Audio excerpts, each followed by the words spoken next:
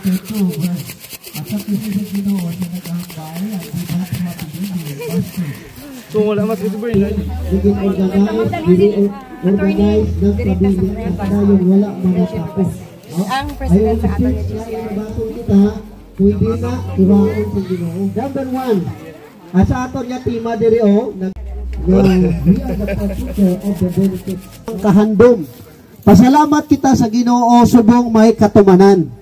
Kagang inyo katumanan ang tanan nakaambit. Pasalamat kita, no? Subong ang inyo ang ini nga IP not only lang nga na-organize sa region sa Duli, sa cooperative, but also ano nga ating dapat himuon. Kabalo ko tanan kita nga mga indigenous people nakabaton sa mga pagpakamaayo. Gadiin ini ma-recognize kag amon gid makilala, kag amon gid mabatsagan sa amon tagipusoon ang mga pagpakamaayo nga amon pasalamatan kay Kristo Jesus nga amon Ginoo kag personal nga manluluwas. In Jesus we pray. Amen. Salamat. 2011, nagtunag kami ni Pastor Michael Kalumba nga siya gali isama ni Katay Leader istorya sa barangay kay kapitan nga kami sa bulik kag si Pastor isa nga nang dalan nga sa diin ma-recognize kami sa National Commission on Indigenous People. Salamat na Mrs. Junaline Galino na batian nyo kung wala ko sa but of course may ara na tungod na siguro na sa kanila.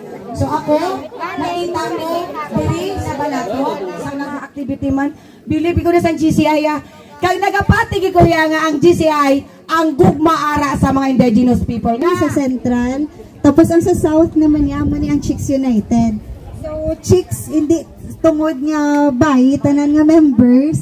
So kabalo naman kamud guro kung ano ang Chicks, ano ni siya mga city and municipalities ang 6 districta, Kawayan, Hinubaan, Ilog, Candonik, Kabangkalan and Sipalay. So Hindi nyo na i-check kung pwede nyo applyan, optional lang man na no, under sa Land Registration Acta. Meaning, ipatitulo. Ito sa ancestral domain, tanan, tingnan, sa mga na pag-istaran ta, since time immemorial, meaning, balik sa lulo. Yoya ka ba?